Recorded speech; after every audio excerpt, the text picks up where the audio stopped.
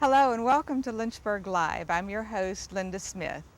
October is Breast Cancer Awareness Month, and that's a subject that's very important to me, having had breast cancer and now being a breast cancer survivor. The show tonight is going to take place at Central Health's new breast imaging center that just opened up several weeks ago. It's located at Virginia Baptist Hospital. We're going to be meeting with Dr. Perrotto, who's going to take us on a tour of the facility and show us the new innovations that they have at this facility. I think we're very fortunate to have this here in our community. Our patients no longer have to go out of town to get this kind of service. So hope you enjoy the show. Dr. Perrotto, I'm so delighted to have you on my show. I'm happy to be here. Thank you. This is such a beautiful facility. We were looking at it before we came in here. I think Central Health is to be applauded for moving forward with doing this this new center in really what is a bad economy. Yes, it has been, and we're thrilled that they put us ahead. We were actually one of the first projects they released after the freeze because of the economic situation, so it really shows how supportive they are of women's health in general. And that's, I think it shows that they are focused, that they care about women's health, and I am with you on that. When did the facility actually open? September 13th, I think, is the day we saw our first patients here. Okay, so that's been about 2 weeks, really. Mm-hmm. Okay. Yeah, we're still trying to figure our way around. For our audience, will you tell us where we're located? We are at the basement of the English building in Virginia Baptist Hospital, so sort of around the back near the parking deck. Okay, I found it really easy to find. Now, this facility is going to be used exclusively for women with known or suspected breast pathology. Correct. This is the diagnostic center only. We don't do our screening here. So other women who are just going for a screening would be going to the other one of our areas. facilities. Mm-hmm. How many people do you think you're going to be seeing like in a month's time here? Well, I'm not sure about a month, but in a day we generally see 40 patients. That's a lot of people. It is. And how many of you all are here? 2 or 3 each day to cover that number of patients. And you have how many doctors that are working with you? We have 3 full-time physicians, and then we have some who help us on a locums basis. That's great. Mm-hmm. I just think that's great. What breast services will be provided here that Lynchburg is not used to having? Well, of course, our conversion to digital mammography is our newest technology that we have. Actually, you can see on here the digitized old film screen and the change to the newer digital. You can see there's better penetration of the dense tissue here. We can see calcifications better. We can actually see the skin line, whereas before you really kind of had to imagine where the skin line is, because to penetrate that dense tissue, it totally burned out the skin line. So digital mammography has been proven to be most beneficial actually in the younger age groups, under 50. Also women with dense fibrocystic changes. It's actually improved cancer detection in that particular patient group. You don't even have to know how to read an x-ray to see the difference in these two. It's quite dramatic. The quality difference is overwhelming, really. Yes, we're quite pleased. What are the statistics now as far as how many women are affected by breast cancer? Well, let me give you local statistics. Okay. I think that means more, at least I can get my head around it better. Every year we see 220 new breast cancer patients here just in Lynchburg, and of course in our environs, in about an hour. So that's 220 patients a year just here in Lynchburg. That's a lot of people. Yes. I mean, to me, it's just overwhelming, the number of people who are affected by this disease, that aren't affected by heredity. And 75% of our patients don't have any family history. Right. And as you know, I am a breast cancer survivor, and I had no family history of any kind of cancer at all. Yeah. So Your biggest risk is just being a woman. Yes, it is. Can you tell us what's the difference between a screening mammography and a diagnostic? Sure. The screening, of course, as you said before, is for your asymptomatic patient. They're not having any current breast problems, and it's usually just a 4-view study. They can have it done at the screening center. The technologist who does the study will check to make sure the positioning and the technique is good, and then just send that over the tele-fiber optic lines, and we read them here. So that's for your asymptomatic patient. Diagnostic is if we think we see something on the mammogram that needs further evaluation.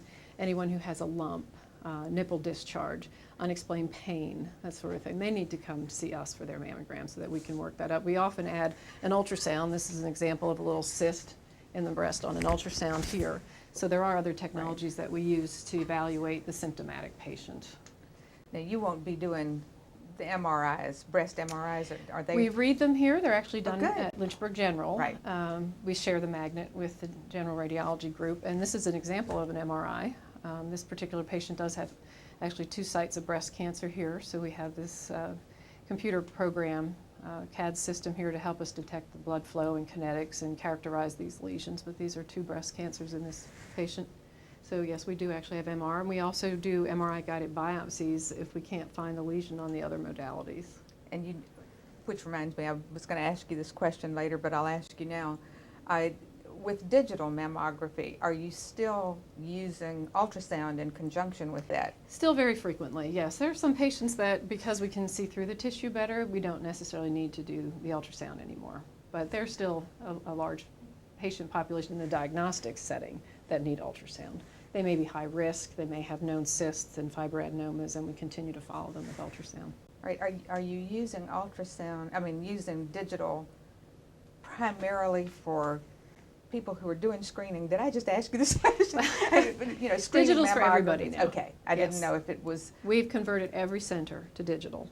That's wonderful. We're not doing any film screen anymore. Okay. So many women complain about mammography being painful. I think it's uncomfortable, but it's such a brief amount of time that you're doing that for saving your life. Yeah, for the potential benefit, right. Yeah. And digital's not any more comfortable than the old style. It still involves compression because we do need to spread out that tissue. So it is still momentarily uncomfortable for some women. I always tell them if they have a lot of pain in their breast, and particularly if they're sensitive for mammography, take a little ibuprofen before you come see us. It really does help. Yeah. You've been kind enough to agree to take us and show us a little bit of this facility. Yes. So if you're ready, let's do that. Absolutely. This is part of our diagnostic hall. We actually have it in an L shape. This is our ultrasound hall, and the mammography is back that way. We have 4 identical ultrasound suites, all with brand new equipment, state-of-the-art technology in terms of ultrasound and the transducers and capabilities. And we do a lot of breast procedures in these rooms. So these are some of our larger rooms. I will pop a light on here for you. So this is the typical ultrasound room set up with all our sinks and biopsy space. We have the IU-22 Philips machine here.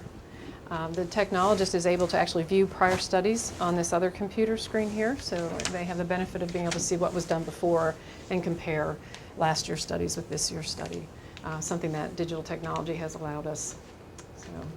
So you actually do the biopsy in the ultrasound? Yes, most of biopsies are done in. Now some we have to use mammography to serve as our guide for calcifications, that sort of thing, but if it's a mass or an abnormality we can find on ultrasound, then we do it here in the ultrasound room. And everyone's set up, every one of the 4 rooms is set up to do procedures.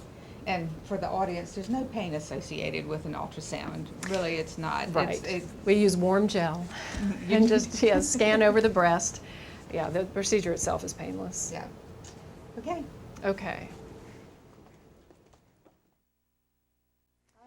This is one of 3 mammography rooms. This is actually our largest room here. We have the Hologic digital equipment centered here. And our biopsy device is tucked away in the corner, but this is a large room so that we can do our stereotactic procedures in this room. The other 2 imaging rooms are significantly smaller because we mostly just do the diagnostic studies in there, not the procedures. So here we're set up again to do procedures. Multiple different paddles depending on the view, what exactly we're looking for.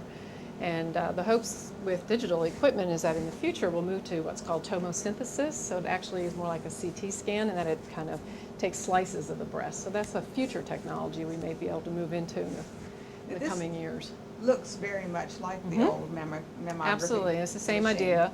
That just happens to be a magnification stand on there, but this is actually a spot compression when it's only squeezing one little part of your breast as opposed to the bigger plate that usually just comes down on the breast. Now what about the x-ray?